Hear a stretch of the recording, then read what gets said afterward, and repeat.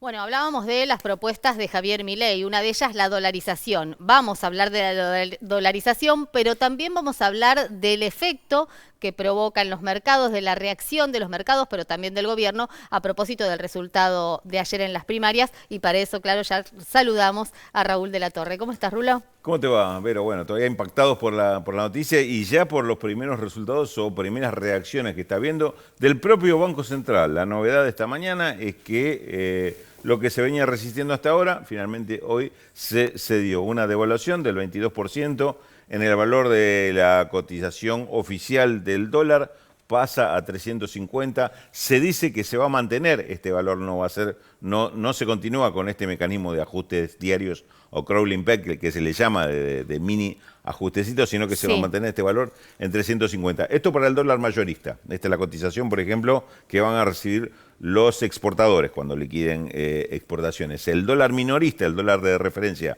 para todos los otros valores sobre el que se aplica el impuesto país, Sí.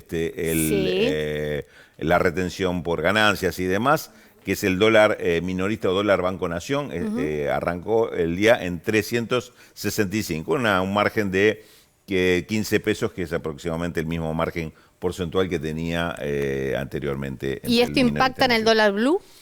Esto impactó en el dólar blue. Claro. Esto impactó porque la respuesta inmediata fue un salto muy importante. Vamos a ver si se mantiene ese nivel. ¿Qué es lo que pasa? El dólar blue es el gran interrogante. En realidad, hoy lo que hizo el Banco Central es anticiparse al dólar blue y provocó un ajuste fuerte en el valor del dólar, pero también las tasas de interés, que son las que van a competir con el dólar blue. El dólar blue, en principio, se arrancó negociando a 670 pesos. 65 pesos más del cierre del viernes último en la City porteña. Te digo esto porque ya ahora se conocen, se informa más de lo que pasa en el interior del país, que los valores suelen ser un poco más altos que acá en Capital.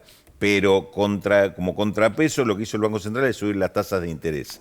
La tasa de interés va a pasar a ser esa tasa de referencia, el 97% anual, que era la que el banco le ofrecía a usted si quería hacer un plazo fijo. Sí. Esa tasa se va a 118%, es decir, se aumenta 21 puntos. Una tasa obviamente que no tiene precedentes, ni me puedo acordar de cuándo una tasa tan alta, 118% anual, es decir, se va a pagar prácticamente un 10% mensual por los depósitos a plazo fijo, con lo cual se busca retener esos depósitos en pesos y que no se vuelque todo, no salga corriendo todo hacia el dólar. Una jugada muy riesgosa que está haciendo el gobierno como primera reacción, como primera respuesta a lo que se votó ayer, que se interpreta que se votaron justamente a las fuerzas que están impulsando la devaluación, que tienen como bandera la devaluación o directamente la dolarización. Estoy hablando Exacto. de las dos fórmulas, tanto la ganadora como la perdedora en Juntos por el Cambio, como lo que significa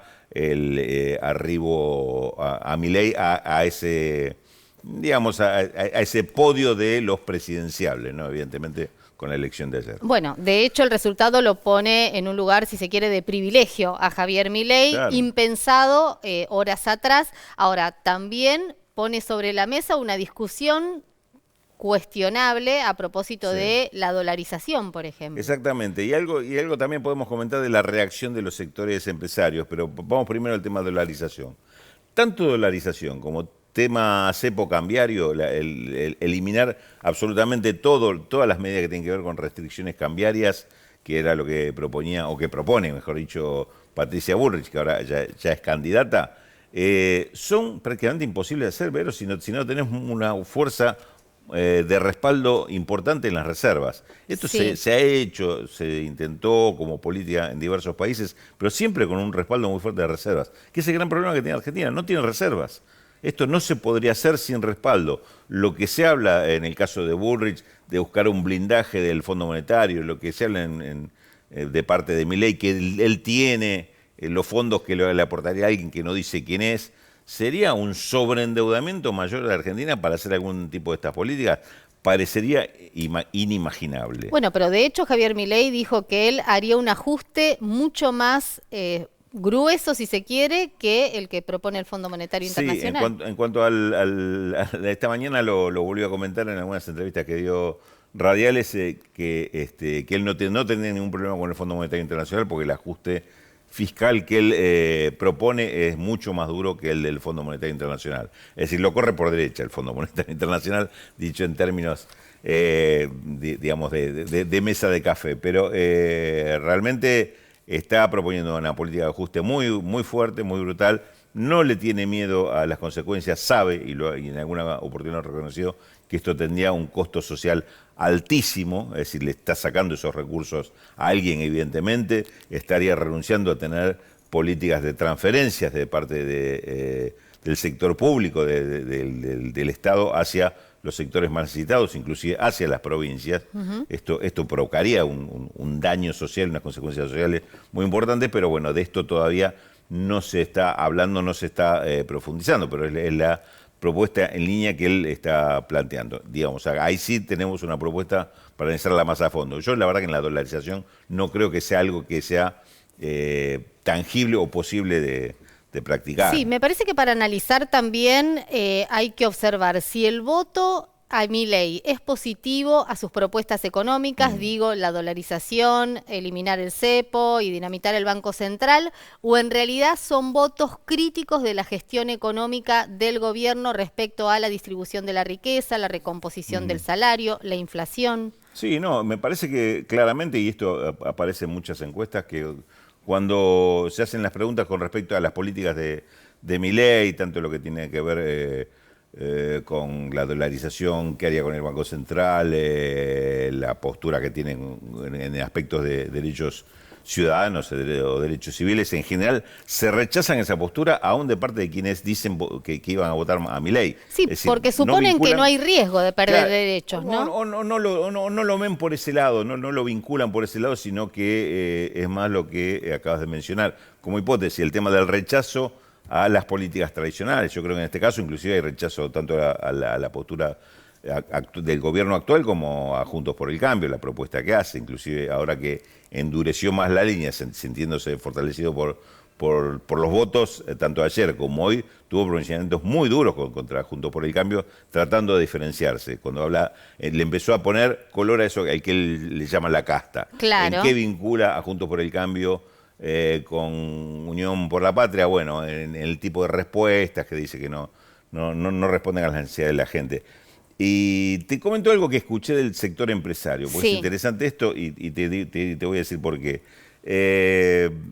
En charlas así particulares, inclusive que han tenido gente más cercana a empresarios y dueños de corporaciones importantes que lo han respaldado a Milei en su carrera, en las últimas semanas hablaban con ellos le preguntaban, ¿lo ven a Milei como presidente? Y la respuesta en general era, no, Milei ya hizo lo que tenía que hacer, que era correr toda la discusión a la derecha. Claro, exacto. Que realmente la corrió muy a la derecha. Ahora, sucede algo que me parece que es un antecedente para tomar en cuenta. No digo que va a pasar exactamente lo mismo, pero el antecedente de Bolsonaro en Brasil. Bolsonaro no era el candidato del establishment empresario. El candidato se llamaba Alckmin. Claro. Alckmin le fue muy mal en esa elección, sacó un 4,5%, y sorprendentemente Bolsonaro acaparó todo el voto de derecha o todo el voto de descontento, sobre todo con el gobierno del PT, y aparece como presidente. ¿Qué es lo que hizo el poder real, el poder económico? Bueno, le puso a alguien que lo controlara y que un comisario político. Lo domesticara, si querés, que fue Paulo Guedes, el ministro de Economía estrella del gobierno de Bolsonaro y prácticamente el conductor de una política que en realidad tenía poco que ver con lo que Bolsonaro decía en campaña.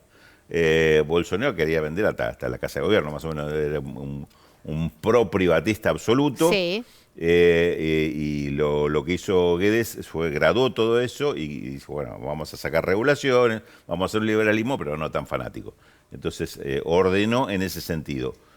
Yo diría que las noticias que hemos tenido últimamente, de que Roque Fernández, expresidente del Banco Central, y Carlos Alfredo Rodríguez, ex rector del SEMA y uno de los referentes de ese grupo de economistas neoliberales, ultra neoliberales, uno podría decir, acercándose a Milei, yo creo que vienen a cumplir el lugar de Guedes por si Milei llega a presidente. Ahora, ni a Rodríguez ni a Roque Fernández lo vas a ver arriba de una tribuna festejando como ayer, porque no están para ganar votos, no están para captar votos, están para manejar esto que Si uno lo mira en perspectiva, yo te diría, Vero, que la perspectiva es un gobierno de ese tipo, un eventual gobierno de Milei, más parecido al de Bolsonaro, al gobierno y al discurso de Bolsonaro, que eran dos cosas que no eran exactamente lo mismo. Acá por ahí nos encontramos con una cosa así como propuesta. Un Roque Fernández que fue el presidente del Banco Central de Menem, que uno no lo imagina con un encendedor prendiéndole fuego al Banco Central, No, y un claro. Carlos Alfredo Rodríguez que fue muy crítico desde derecha también, algunas de las políticas de este gobierno y también del anterior. Bueno, ha rescatado Milei en varias oportunidades la figura del expresidente Carlos Saúl Menem. De hecho, se le Y ven la de crecer Cavallo y la también. de Cavallo, se le ven crecer cada vez más las patillas a Milei, las tiene bastante prolijas. Digo, con un estilo diferente. En su momento Menem se prolijó y se cortó el pelo. No sé si en el caso de Milei veremos lo mismo. Pero Veremos bueno. qué es lo que pasa. Uno lo que se pregunta es cuál es el matiz vinculado con la propuesta de Patricia Bullrich, si es que hay realmente un matiz entre Milei y Bullrich. Sí, vamos a ver qué es lo que nos depara esta nueva campaña que se inicia acá, cuál es la respuesta que va a tener también la fórmula de Sergio Massa, porque ahora sí se da un debate, me parece, más intenso sobre las propuestas en concreto. Hasta ahora lo que se eligió, ¿quiénes van a ser los candidatos? Por simpatía, antipatía, lo que sea, pero están los candidatos sobre la mesa. Las propuestas que tienen se conocerán, se debatirán. Realmente, bueno, sería interesante porque estamos definiendo cosas muy importantes, muy críticas, diría, por algunas cuestiones que ya vamos a ir detallando, las urgencias mayores que tiene esta economía y a las cuales, lamentablemente, todavía no tienen respuesta. Gracias, Rulo. Mira,